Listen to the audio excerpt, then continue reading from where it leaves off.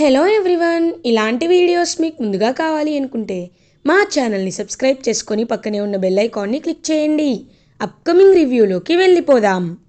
Rudra, Ganga, Vijayendra Pratap family అందరూ కలిసి హ్యాపీగా కోలాటం ఆడుతూ పానకాలని తాగడానికి రెడీ అవుతారు గుడిలో. శ్రీరామ నవమి రోజు అప్పుడే వీరు ఒక అన్నౌన్ పర్సన్లా, అంటే గుర్తు తెలియని వ్యక్తిలా డ్రెస్ చేసుకొని వచ్చి విజయేంద్ర ప్రతాప్ చెయ్యిపై షూట్ చేస్తాడు. ఒక్కసారిగా విజయేంద్ర ప్రతాప్కి గాయమయ్యేసరికి ఫ్యామిలీ మెంబర్స్ అందరూ చాలా బాధపడుతూ హాస్పిటల్కి తీసుకువెళ్తారు. మళ్ళీ ఏమీ తెలియనట్టు వీరు హాస్పిటల్కి వచ్చి రుద్రని అసలు ఏం జరిగింది బావా అని అడుగుతాడు. రుద్ర చాలా కోపంగా వీరు వైపు చూస్తూ ఉంటారు. గంగ అప్పుడే ఎవడో వచ్చి పెద్దోరిని అటాక్ చేశాడు, కానీ వాడికి తెలీదు వాడు చేసిన పాపానికి ఖచ్చితంగా ప్రాయశ్చిత్తం ఉండదని. వాడు ఎవడో ఒక్కసారి తెలిస్తే మా సార్ ఊరుకోరు, వాడిని చంపేస్తారు అని గంగ చాలా గట్టిగా చెప్తుంది. ఇంకా వీరు అదే బావగారు, చెప్పాను కదా కొన్ని గ్రహాలు చాలా డేంజర్గా ఉంటాయి, గండాలు ఉంటాయని పట్టించుకోకుండా బయటికి వెళ్ళారు. మరి ఇలాగే అవుతుంది కదా. అత్తయ్య గారు, మీరేమి కంగారు పడకండి. ఈ సిటీలో ద బెస్ట్ డాక్టర్స్ని నేను పిలిపిస్తాను. కుదిరితే ఫారెన్ నిండైన డాక్టర్ని పిలిపిస్తాను. మావయ్య గారికి ఏమీ కాదు అని ఇంకా తన యాక్టింగ్ స్టార్ట్ చేస్తాడు. శకుంతల ముందు అప్పుడే డాక్టర్ బయటికి వస్తారు. డాక్టర్, ఇప్పుడు ఎలా ఉంది అని అడుగుతుంది Shakuntala. He is out of danger. తనకి బ్లడ్ అనేది ఇంప్లాంట్ అయింది, బుల్లెట్ అనేది. సో బుల్లెట్ని రిమూవ్ చేశాం. కాకపోతే ఆయనకి బ్లడ్ కావాలి అని అంటారు. బ్లడ్డా? ఆయనది ఓ నెగిటివ్. ఆ బ్లడ్ గ్రూప్ అని ఆలోచిస్తూ ఉంటే కానీ ప్రీతి ప్రెగ్నెంట్ కదా, ఇప్పుడు ఎలా అని ఆలోచిస్తారు. అప్పుడే కరెక్ట్గా రుద్ర ముందుకి వచ్చి నేను ఇస్తాను డాక్టర్ అని డాక్టర్తో చెప్తారు. ఇంకా శకుంతల అలా చూస్తూ ఉంటుంది. వెంటనే ఇంకా అలా రుద్ర డాక్టర్ వెనకాలే వెళ్ళి వాళ్ళ పెదనాన్నకి బ్లడ్ అయితే ఇస్తారు. పాపం రుద్ర ఇంకా అలా బయటికి వచ్చేస్తారు. గంగ కూడా బయటకు వస్తుంది. సార్, ఏం చేద్దాం సార్, వాడు ఇలాగే చూస్తూ ఊరుకుంటే ఖచ్చితంగా రేపు ఇంకొక పెద్ద ప్రమాదాన్ని క్రియేట్ చేయాలనుకుంటారు. వీళ్ళని ముందే కట్ చేసేయాలి సార్ అని అంటుంది గంగా. తప్పకుండా గంగా, నేను చూసుకుంటాను అని చాలా కోపంగా బయలుదేరుతారు రుద్ర. అప్పుడే కరెక్ట్గా రేపు డిశ్చార్జ్ చేస్తామంటున్నారు కాబట్టి మేము ఇవాళ ఇంటికి వెళ్ళి మీ అందరికీ లంచ్ తీసుకొస్తాను అత్తయ్య గారు అని అంటుంది ఇషిక. సరే వెళ్ళండి అని అంటుంది శకుంతల. వీరు అండ్ ఇషిక ఇద్దరు కార్లో ఇంటికి రిటర్న్ అవుతూ ఉంటారు. అప్పుడే ఇంకా ఇషిక నవ్వుకుంటూ, అయినా bro, what a plan bro. ఇప్పుడు చూడు ఫ్యామిలీ మెంబర్స్ అందరూ ఎలా విలవిల్లాడిపోతున్నారు. మెయిన్లీ రుద్రబాబు గారు అసలు కనీసం నువ్వన్ని మాటలు అంటున్నా ఒక్క మాట కూడా సమాధానం చెప్పకుండా సైలెంట్గా ఉన్నారు. రుద్రబాబు సైలెన్స్ని నేను ఎప్పుడూ చూడలేదు, చాలా హ్యాపీగా ఉంది అని అంటుంది ఇషిక. రుద్ర సైలెంట్గా ఉన్నాడు అంటేనే ఏదో డేంజర్ ఇషిక, పెద్ద ప్లానే చేస్తున్నట్టున్నాడు అని ఇంకా అలా వెళ్తూ ఉంటే ఒక్కసారిగా కారు ఆపేస్తాడు. చూసేసరికి ఎదురుగా ఎలా అయితే వీరు రెడీ అయ్యాడో అలాగే ఒక గుర్తు తెలియని వ్యక్తిలా డ్రెస్ చేసుకొని హెల్మెట్ పెట్టుకొని బైక్ పై నించొని కోపంగా చూస్తూ ఉంటారు రుద్ర వీరు వైపు. ఎవరు బ్రో, ఎవరతను అని అడుగుతుంది ఇషిక. ఇంకెవరు, రుద్ర ప్రతాప్ అని అంటారు. ఇంక వెంటనే అయితే వెనక్కి వెళ్ళిపోదాం బ్రో అని అంటుంది. వెనక్కి కాదు, ఇదే మనకి మంచి అవకాశం. ఇప్పుడు ఖచ్చితంగా నన్ను రుద్రబావ కొడతాడు కాబట్టి నేను అతని హెల్మెట్ని తీసేస్తాను. రుద్రబావే నన్ను చంపించాలనుకుంటున్నాడని, నన్ను కొట్టాడు అని నువ్వు వీడియో తీ. ఆ సాక్ష్యాన్ని శకుంతల అత్తయ్యకి చూపిస్తే ఇంట్లో నుండి శాశ్వతంగా గెంటేస్తారు, సరేనా అని అంటారు. ఓకే బ్రో, జాగ్రత్త అని వీడియో తీస్తూ ఉంటుంది ఇషిక కార్లో నిండే. వీరు బయటికి వెళ్తాడు. వెళ్ళి రుద్ర దగ్గరికి వెళ్ళి, ఏయ్ ఎవరు నువ్వు, ఎందుకు అడ్డుగా నించున్నావు అనేసరికి రుద్ర చెంప పగల కొడతాడు. వీరు చెంప రుద్ర. ఒక్కసారిగా వీరు షాక్ అయిపోతాడు. హేయ్ ఎవరు నువ్వు అనేసరికి ఇంకా గట్టిగా పట్టుకొని పొట్టలో గట్టిగా గుద్దుతూ ఉంటాడు వీరుని రుద్ర. అలా తన కసి తీరా బాగా కొట్టి కొట్టి కొడుతూ ఉంటాడు. ఇంకా హెల్మెట్ తీయడానికి వీరు ప్రయత్నిస్తూ ఉంటే అప్పుడే తను పాకెట్లో తెచ్చుకున్న పెప్పర్ స్ప్రేని స్పెక్స్ పీకేసి మరి వీరు కళ్ళల్లో కొడతాడు. రుద్ర అబ్బా మంట మంట అని అంటాడు వీరు. ఇంకా బాగా కొట్టి రక్తం వచ్చేలా కొట్టి అక్కడి నుండి బైక్పై వెళ్ళిపోతాడు రుద్ర. అలా రుద్ర వెళ్ళిపోగానే ఇషిక పరిగెత్తుకుంటూ వచ్చి బ్రో నీకేం కాలేదు కదా అని అంటారు. అసలు ఎవడు వాడు, నా కళ్ళంతా మండిపోతుంది అని అంటారు. బ్రో పద వెళ్దాం ఫస్ట్ ఎయిడ్ చేయించుకుందాం అని ఇంకలా ఇంటికి తీసుకువెళ్ళి తనే ఫస్ట్ ఎయిడ్ చేస్తుంది. ఓడిపోయాను. ఛ, రుద్ర చాలా తెలివైనవాడు, నా కళ్ళల్లో పెప్పర్ స్ప్రే కొట్టి మరి నన్ను అటాక్ చేశాడు అని చాలా కోపంగా ఉంటారు. అప్పుడే కరెక్ట్గా ప్రీతి కిందకి వస్తుంది. ఏమండి మళ్ళీ ఆ రోజులాగే ఏంటండి, అప్పుడు కూడా వెళ్ళి రక్తంతోనే ఇంటికి తిరిగి వచ్చారు, ఇప్పుడు కూడా రక్తంతోనే ఇంటికి తిరిగి వచ్చారు, ఏమైందండి, మీకేమైంది, నాన్నకి ఎలా ఉంది అని ఏడుస్తూ ఉంటుందన్నమాట తనైతే. ప్రీతి ప్రీతి నువ్వు బాధపడద్దు, ఏదైనా మన మంచికే అనుకోవాలి. ఇప్పుడు దీన్ని బట్టి మన మావయ్య గారిపై ఎవరో కావాలని అటాక్ చేస్తున్నారని అర్థమైంది కదా, ఇంకా ఎందుకు నువ్వు బాధపడుతున్నావు, కంగారు పడద్దు, నేనున్నాను కదా, నేను చూసుకుంటాను, నువ్వు వెళ్ళి నిద్రపో అని ఇంకా రెస్ట్ తీసుకోమని చెప్తారు. అలా పాపం ఆలోచిస్తూ ఉంటుందన్నమాట ప్రీతి. అప్పుడే రుద్ర గంగా మాత్రం మాట్లాడుకుంటూ ఉంటారు ప్రశాంతంగా. సార్ మీరు కరెక్ట్గా చేశారు సార్, ఇలాంటి వాళ్ళకి ఇలాగే చేయాలి అని హ్యాపీగా ఫీల్ అవుతుంది గంగా. ఇది ఇలా ఉండగా మార్నింగ్ అవుతుంది. విజయేంద్ర ప్రతాప్కి స్పృహ వస్తుంది. కళ్ళు తెరిచి ఆయన చూస్తూ ఉంటారు. ఇంకా అలా చూసి ఎంతో హ్యాపీగా ఉండే శకుంతల ఏమండి మీకు ఇప్పుడు ఎలా ఉంది అని అంటారు. బాగానే ఉంది. రుద్ర రుద్ర ఎక్కడ అని అడుగుతారు. రుద్ర ఏమో అలా ఇంకా నడుచుకుంటూ వస్తారు. రుద్ర అని రుద్ర వైపు చూస్తూ ఉంటే పేనాన్న మీకేమీ కాదు, నేను మీకేమీ కానివ్వను, మీరేమీ కంగారు పడకండి అని చేతిలో మాట ఇచ్చి ఇంకా అలా కళ్ళలోకి చూసి చెప్తూ ఉంటారు రుద్ర విజయేంద్రతో.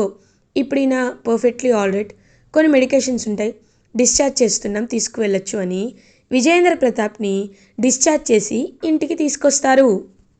ఇంకా విజయేంద్ర అలా ఆలోచిస్తూ ఉంటే అప్పుడే గంగా పెద్దోరు మీకోసం జ్యూసు ట్యాబ్లెట్ అని అంటుంది. నాకేమీ వద్దమ్మా అని అంటారు. ఏమైంది వద్దంటున్నారు, అయినా నేను చెప్పేది వినండి పెద్దోరు, మీరు ట్యాబ్లెట్స్ వేసుకోవాలి, అప్పుడే కదా మీరు స్ట్రాంగింగ్గా ఉంటారు, మీరు స్ట్రాంగింగ్గా ఉంటేనే కదా ఈ ఇల్లు చాలా బాగుంటుంది, వేసుకోండి పెద్దోరు అని చెప్పి ఇంకా తన చేత్తోనే అలా ట్యాబ్లెట్స్ అన్నీ ఇస్తుంది గంగా. గంగని చూడగానే ఎంతో అంటే ఎంతో హ్యాపీగా అనిపిస్తుంది విజయేంద్రకి. ఎందుకో గంగని చూస్తే నాకు నా చెల్లెలే గుర్తొస్తూ ఉంటుంది. విజయ ఇప్పుడు ఎలా ఉందో ఏం చేస్తుందో కూడా నాకు తెలీదు, కానీ విజయాన్ని ఒక్కసారి కలవాలి అనిపిస్తుంది, ఈ విషయాన్ని నేను ఎవరితో చెప్పాలి అని ఆలోచిస్తూ ఉంటాడనమాట విజయేంద్ర. అప్పుడే వీరు శకుంతల లోపలికి వస్తారు. ఏవండి మీకు ట్యాబ్లెట్స్ కావాలంటే నేను ఇచ్చేదాన్ని కదా, ఎందుకు అలాంటి వాళ్ళ దగ్గర తీసుకుంటున్నారు అని అడుగుతుంది. నేను ఎలాంటి వాళ్ళ దగ్గర తీసుకోవటం లేదు, తనే వచ్చి ఇచ్చింది, అయినా టైం అవుతున్నప్పుడు ట్యాబ్లెట్స్ ఇవ్వాలి అని నీకుండాలి, నీకు లేకుండా నువ్వు తన్నెందుకు అంటున్నావు అని అంటారు విజయేంద్ర. సరే మావయ్య గారు, ఇప్పుడు ఏమైందని అంత ఎక్కువగా స్ట్రెస్ తీసుకుంటున్నారు, మీరేం కంగారు పడకండి మావయ్య గారు, ఇకపై మీరు చూసుకునే బిజినెస్లన్నీ మేమే చూసుకోవాలని రుద్రబావ ఒక కండిషన్ పెట్టారు కాబట్టి ఇప్పుడు మీరు ఈ పరిస్థితిలో ఉన్న టెన్షన్ లేకుండా హ్యాపీగా బిజినెస్ చూసుకుంటున్నాం, ఎంతైనా రుద్రబావ ముందు చూపుతోనే ఆలోచించారులేండి అని అంటాడు వీరు. వీరు మీరు కాస్త బయటికి వెళ్ళి రుద్రని లోపలికి పిలవండి అని అంటారు. ఒక్కసారిగా శకుంతల ఏ మీకు వీరు మాటలు అంత చేదుగా ఉన్నాయా, రుద్ర మాటలే ఎప్పుడు సంతోషంగా ఉంటాయా అని అంటారు. చూడు రుద్ర అందరి బాగు గురించి ఆలోచిస్తాడు, ఎవరైనా స్వార్థంతో ఉంటారు, నా తర్వాత ఈ ఇంటిని ముక్కలు చేయకుండా ముందుకి నడిపించాలి అనే ధోరణి కేవలం రుద్రకి మాత్రమే ఉంది, అది నేను చెప్తున్నాను, ఆ విషయం నీకు అర్థం కాకపోతే నేనేమీ చేయలేను, రుద్రని పిలవండి అని అంటారు. ఇంకా అలా చాలా కోపంగా అక్కడి నుండి వెళ్ళిపోతుంది శకుంతల. వీరు శకుంతలతో, అత్తయ్య ఎందుకని కంగారు పడుతున్నారు? మావయ్య గారికి కూడా ఒక రోజు అంటూ ఉంటుంది కదా తెలిసే రోజు, ఆ రోజు ఆయనకే అర్థమవుతుంది అని అంటారు. ఇంకా అలా రుద్ర విజయేంద్ర దగ్గరికి వెళ్తారు. "ఆ, పెదనాన్న మీరు నన్ను పిలిచారంట" అనేసరికి, అవును వీరు, అవును రుద్ర, నేను ఒక కోరిక కోరుకోవాలి అనుకుంటున్నాను. నేను జీవితంలో నాకు సరిపడా ఆస్తి, నా వారసత్వానికి సరిపడా ఆస్తులు, పాస్తి, పేరు అన్నీ అన్నీ సంపాదించాను. కానీ మనసులో ఏదో తెలియని లోటు. నా చెల్లెలంటే నాకు చాలా ఇష్టం. నా విజయలక్ష్మి ఎప్పుడు నా కళ్ళ ముందే మహాలక్ష్మిలా తిరుగుతూ ఉండేది. ఎంతో చనువు తీసుకొని అన్నయ్య అన్నయ్య అంటూ నా సక్సెస్కి తను కూడా ఒక కారణమయ్యేది. కానీ తను ప్రేమ పెళ్లి చేసుకొని నేను ఒప్పుకోలేదనే ఒకే ఒక్క కారణంతో నన్ను విడిచి వెళ్ళిపోయింది. నేను ఒక్కసారి నా చెల్లెల్ని చూడాలి అనుకుంటున్నాను. నా చెల్లెలతో మాట్లాడాలి అని అనుకుంటున్నాను. కాబట్టి నా చెల్లెలు ఎక్కడున్నా వెతికి కనిపెట్టి ఇంటికి తీసుకొస్తావా? ఎందుకంటే నాపై జరుగుతున్న ఈ అటాక్స్ చూస్తూ ఉంటే నేను ఎన్ని కాలం బ్రతుకుతానో, ఎప్పటి వరకు బ్రతుకుతానో కూడా నాకు అర్థం కావట్లేదు. ఈ ఆఖరి క్షణాల్లో అయినా నా చెల్లెలతో గడపాలి అనుకుంటున్నాన్రా అని అంటారు విజయేంద్ర. పెదనాన్న ఏంటా మాటలు? మీరు నిండు నూరేళ్ళు బ్రతుకుతారు పెదనాన్న, ఖచ్చితంగా బ్రతుకుతారు. మంచి వాళ్ళకి దేవుడు అన్యాయం చేయడు. మీరు మీ చెల్లెల్ని చూడాలి అనుకుంటున్నారు, కోరుకోవాలనుకుంటున్నారు, కావాలనుకుంటున్నారు. మీ చెల్లెలు ఎక్కడున్నా తన్నెత్తి వెతికి ఈ ఇంటికి తీసుకొచ్చే బాధ్యత నాది. ఖచ్చితంగా తీసుకొస్తాను పెదనాన్న, నేను మీకు మాటిస్తున్నాను అని ఇంకా అలా మాటిస్తాడనమాట రుద్ర. అదంతా దొంగతనంగా వింటుంది ఇషిక. విని వెంటనే వీరు దగ్గరికి వచ్చి చెప్తుంది, ఇదిగో ఇలా రుద్రబావ మాటిచ్చారు కాబట్టి ఆవిడ కూడా ఇంటికి వస్తే ఆస్తిలో భాగం వస్తుంది.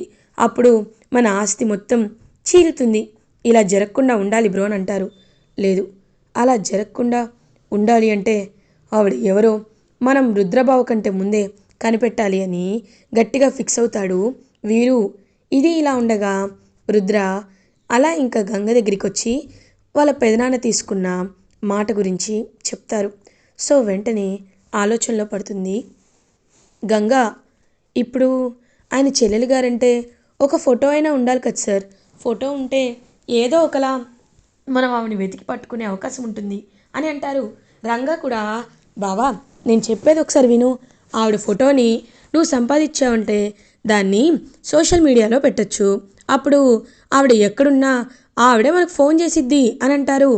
ఓకే, నేను ఇప్పుడే ఫోటో తీసుకొస్తానని ఇంకా అలా ఫోటో తీసుకొస్తారు.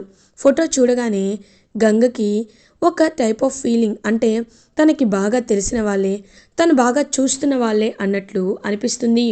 ఈవిని ఎప్పుడు చూడకపోయినా బాగా దగ్గర మనిషిలా ఎందుకు అనిపిస్తుందో అర్థం కావటం లేదు అని పాపం ఆలోచనలో పడుతుంది గంగా. ఇంకా అలా మొత్తం సోషల్ మీడియాలో ఆవిడ ఫోటోనైతే చేస్తారనమాట, వైరల్ చేస్తారు. విజయలక్ష్మి గారిని ఎక్కడున్నా కలవాలి అని కోరుకుంటున్నాం, విజయలక్ష్మి గారి అన్నగారి కుటుంబం అని చెప్పి మొత్తం సోషల్ మీడియాలో వైరల్ చేస్తారు. ఇంకా ఈ గంగ రుద్ర వీళ్ళు బయట కూడా వెతుకుతూ ఉంటారు.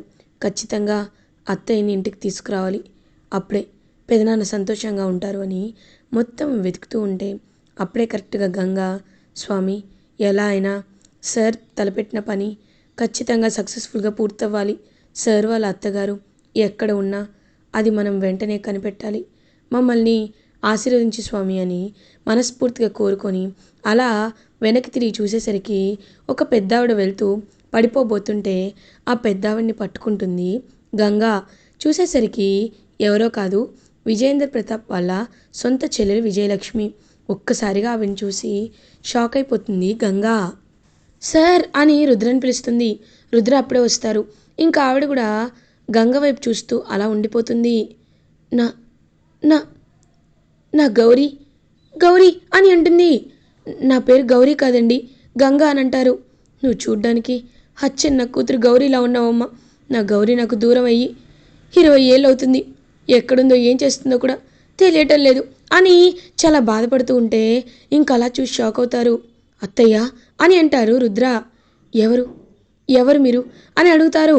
ఇంకా వెంటనే నేను నేను విజేంద్ర ప్రతాప్ గారి తమ్ముడు కొడుకుని, మీరు మా మేనత్తే కదా అని అంటారు రుద్ర. ఒక్కసారిగా విజేంద్ర పేరు వినగానే చాలా హ్యాపీగా అనిపిస్తుంది. అన్నయ్య, మిమ్మల్ని అన్నయ్య పంపించాడా అని అంటారు. అవును, మీకోసమే మేము ఎప్పటి నుండో వెతుకుతున్నాం. మీరు ఇప్పుడు దొరికారు. మిమ్మల్ని ఒకసారి పెదనాన్న చూడాలి అనుకుంటున్నారు. మా ఇంటికి మేము మిమ్మల్ని తీసుకువెళ్ళాలి అనుకుంటున్నాం. ప్లీజ్ రండి అని అంటారు. లేదు, నా భర్తని అవమానించిన ఇంటికి నేను ఎలా వస్తాను అని అంటారు. అది ఒకప్పుడు, కానీ ఇప్పుడు కాదు. మీ ప్రేమని ఆయన అర్థం చేసుకున్నారు. దయచేసి రండి అని ఇంకా అలా వాళ్ళ భర్తని అండ్ తనని విజయేంద్ర ప్రతాప్ వాళ్ళ చెల్లెలు అండ్ బామ్మర్ది ఇద్దరిని రుద్ర అండ్ గంగ ఇద్దరు ఇంటికి తీసుకువెళ్తారు. ఇంకా అలా మళ్ళీ విజయేంద్ర ప్రతాప్ ఆవిని చూసి ఎంతో హ్యాపీగా ఫీల్ అవుతాడు. మళ్ళీ వాళ్ళ ఇల్లంతా కలకలలాడుతూ ఉండడంతో వీరు చాలా అంటే చాలా ఇరిటేటింగ్గా ఫీల్ అవుతాడు. ఇలా ఎపిసోడ్ ఎండ్ అవుతుంది. ఫర్దర్ ఎపిసోడ్ రివ్యూస్ ముందుగా మీకు కావాలి అనుకుంటే మా ఛానల్ని సబ్స్క్రైబ్ చేసుకోండి. Thanks for watching.